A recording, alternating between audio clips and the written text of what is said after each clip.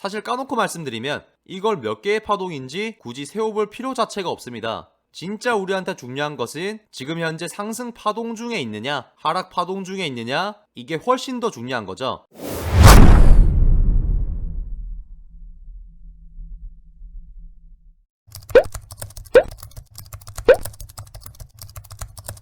자, 안녕하세요. 트러스점입니다. 이번 영상은 아는 만큼 보이는 차트 분석 두 번째 강의 파동이론 편입니다. 지난번 영상을 다들 잘 봤다고 말씀들 많이 해주셔가지고 더욱 힘내가지고 촬영을 하고 있습니다. 분명히 아는 만큼 보이실 겁니다. 알려드리는 모든 것을 익히셔가지고 시장의 흐름과 주가의 흐름을 누구보다 빨리 정확하게 예측해내시길 응원하겠습니다. 자, 그럼 본론으로 들어가서 파동 이론에 대해서 말씀을 드리겠습니다.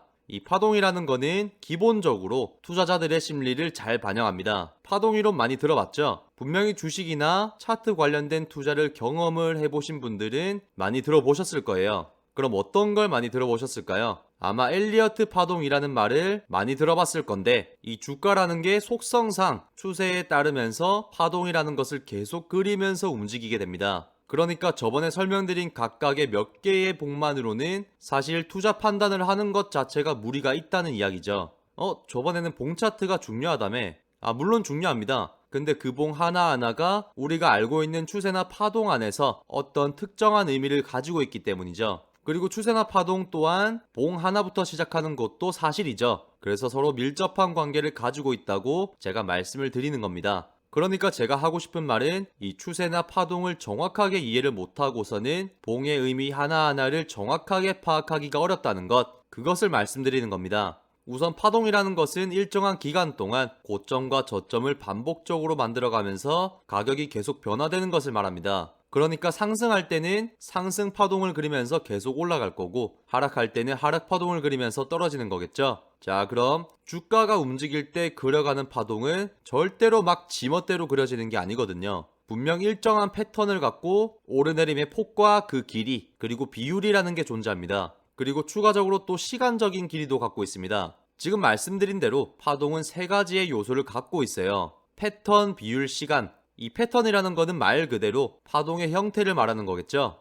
비율이라는 거는 어떤 파동의 폭과 다른 파동의 폭의 비율을 말하는 건데, 이걸 이용하게 되면 상승폭, 하락폭, 이것을 우리가 계산을 해낼 수가 있습니다. 자, 이게 무슨 말이냐? 예를 들어서 설명드릴게요. 상승 파동이 진행되고 있는 상황인데 조정 파동의 폭이 작아요. 자, 그러면 시장이 매우 강하다, 이렇게 해석이 되고, 조정 파동의 폭이 커요. 그럼 시장이 약하다, 이렇게 해석을 할 수가 있는 겁니다. 자, 이해되시죠?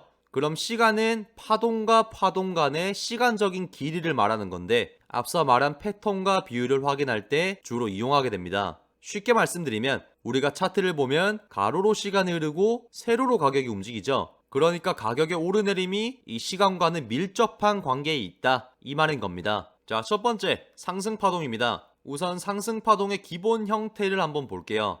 1파가 상승, 2파가 조정, 3파가 상승, 이렇게 움직이는 게 바로 기본 형태입니다. 자, 그럼 해석을 해드릴게요. 보시게 되면 가격이 상승 1파로 오르게 되면 그동안 손해보던 투자자들이 어떻게 하겠어요? 본전 생각날 거 아니에요. 그래서 매도를 하게 됩니다. 그리고 또 이익을 보고 있는 투자자도 수익 실현을 하려고 매도를 하겠죠. 그럼 그러한 투자자들의 욕구로 인해서 매도가 많이 발생하게 되고 이렇게 조금은 하락을 하게 되겠죠. 자, 그 다음 2파 조정이 생깁니다. 근데 이 조정 2파라는 거는 투자자들이 작정을 하고 막 매도를 하는 게 아니기 때문에 분명 상승파에 비해서 폭도 작고, 화면의 기울기를 보시면 굉장히 완만하죠. 조정폭이 작고 완만할수록 상승 세력이 강하다, 이렇게 해석을 할 수가 있겠습니다. 이 조정 2파라는 거는 상승파의 한 3분의 1? 한 2분의 1, 크게는 3분의 2 정도까지도 통상 하락을 합니다. 그러나 중요한 거는 이 1파 상승파 있죠? 이 상승파의 저점을 뚫고 내려가지 않는다라는 게 중요해요. 근데 이 1파의 저점을 뚫어버렸어요. 그때는 이 상승 파동에 대한 해석을 다시 우리는 의심을 해봐야 한다라는 겁니다. 이해되시죠? 자, 그러면 매매 시점은 하락하던 가격의 저점이 높아질 때, 두 번째 높아진 저점에서 큰 양봉이 딱 나오거나 또는 5일 이평선이 상승으로 전환되는 시점, 바로 그 시점, 우리한테 매수 시점이 되게 됩니다. 아니, 그러면 첫 번째 저점일 때 매수하면 더 큰 수익을 얻을 수 있잖아 라고 하시는 분 계셨으면 진짜 큰일 납니다. 자, 보세요. 첫 번째 저점일 때 매수가 어려운 이유가 뭐겠어요? 이 첫 번째 저점이 이 파동의 최저점인지 자체가 확인이 안 된 상황이잖아요. 그러니까 어렵다는 거죠. 근데 이 두 번째 저점은 앞에 저점이 바닥에 맞는지에 대해서 확인을 한 거거든요. 그래서 매수가 가능하다라는 겁니다. 쉽게 이해되시죠? 자, 그 다음 요령을 알려드리겠습니다. 이 상승파 자체는 일단 폭이 크고 굉장히 길지만 조정파는 폭이 작고 완만하다라는 걸 반드시 숙지하시고, 그럼 조정 중일 때 우리는 매수의 관점으로 봐야 되는 거고, 상승을 하고 있으면 바로 판다. 자, 아니죠. 이 3파를 지켜보시면서 가능한 한 매도 시점을 늦춰가야 합니다. 아시겠죠? 자, 그럼 상승파동 끝! 왜 이러는 걸까요?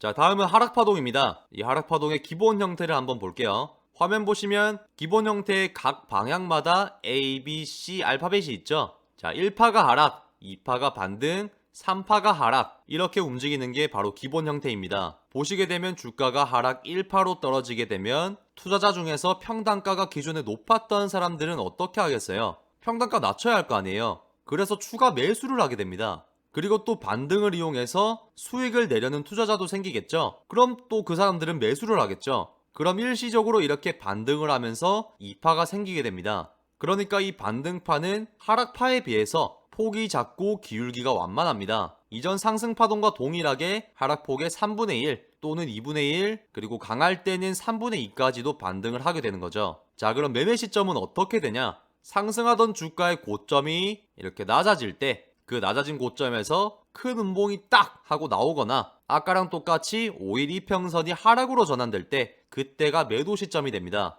아니, 그럼 첫 번째 고점일 때 매도하면 되잖아 라고 생각하면 안 돼요. 이 첫 번째 고점일 때 매도하기가 어려운 거는 이 파동의 정점이라는 것을 우리가 확인하기가 어렵다는 거죠. 그런데 두 번째 고점은 앞 고점이 파동의 정점인 것을 한번 확인을 했죠. 그러니까 주가의 하락을 확인시켜 주니까 매도가 가능하다라는 겁니다. 쉽게 이해되시죠?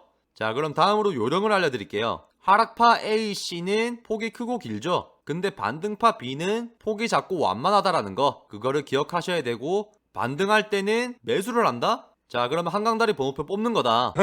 적극적으로 매도를 하셔야 한다는 겁니다. 어설프게 이 반등 노리고 매수를 하시게 되면 작은 수익 때문에 큰 손실이 발생됩니다. 자, 아시겠죠? 그럼 하락파동 끝! 지랄하고 자빠졌네. 자, 다음은 횡보파동입니다. 이 횡보파동은 굉장히 간단한데요. 이 화면에 보이시는 1, 2, 3, 4, 5파 보이시죠? 이 5개의 파처럼 비슷한 폭과 기울기를 반복하면서 움직이는 거예요. 그러니까 매매 요령 자체도 단순하겠죠? 진짜 단순해요. 안 하는 겁니다. 이 파동이 상승이나 하락으로 바뀔 때까지 기다렸다가 형성된 방향에 따라서 매매를 대응을 하는 겁니다. 근데 간혹 이 박스권 설정해가지고 매매하시는 분들도 계시기는 해요. 자, 그럼 횡보파동 끝! 어이가 없네. 앞서 설명드린 대로 파동의 기본 형태는 3파로 구성된 알파벳 N 모양입니다. 그러나 분명 차트를 보시다 보면 현실적으로는 꼭 3파만 그려지는 건 아니고 4, 5, 6, 7, 그 이상까지도 이어지는 경우가 많습니다. 제가 처음에 말씀드린 그 엘리어트 파동 이론 같은 경우는 상승 5파, 하락 3파를 완성된 파동으로 보고 있거든요. 사실 까놓고 말씀드리면 이걸 몇 개의 파동인지 굳이 세워볼 필요 자체가 없습니다. 진짜 우리한테 중요한 것은 지금 현재 상승 파동 중에 있느냐, 하락 파동 중에 있느냐, 이게 훨씬 더 중요한 거죠. 그래서 반드시 앞으로도 쭉 제가 다루게 될 추세선, 이평선, MACD 등과 같은 그런 지표들을 같이 활용해서 보셔야 한다는 겁니다. 자, 오늘은 파동 이론에 대해서 다뤄봤는데요. 중요한 건 매매를 하실 때는 아까 말씀드렸지만 상승 파동 중에 있는지 하락 파동 중에 있는지 아니면 횡보 파동 중에 있는지를 먼저 체크를 하셔야 하고, 저번 강의 때 말씀드린 봉 같은 경우에도 어떤 파동 중에 그 봉이 있느냐에 따라서 봉이 의미하는 바가 다 다르게 해석이 된다는 점 꼭 알아주셨으면 좋겠습니다. 여러분, 세상에 완벽한 분석 기법은 절대 존재하지 않습니다. 주요 기법들을 배우고 실전 투자에 응용하는 것은 분명히 정보를 아는 것 이상으로 도움이 되실 겁니다. 추가로 문의사항이 있으신 분들께서는 유튜브 본문에 있는 1:1 문의 링크로 문의 주시면 언제든지 친절하게 답변 드리겠습니다. 영상 끝까지 시청해주셔서 감사드리고 다음 영상에서 뵙겠습니다. 지금까지 트러스점이었습니다. 감사합니다.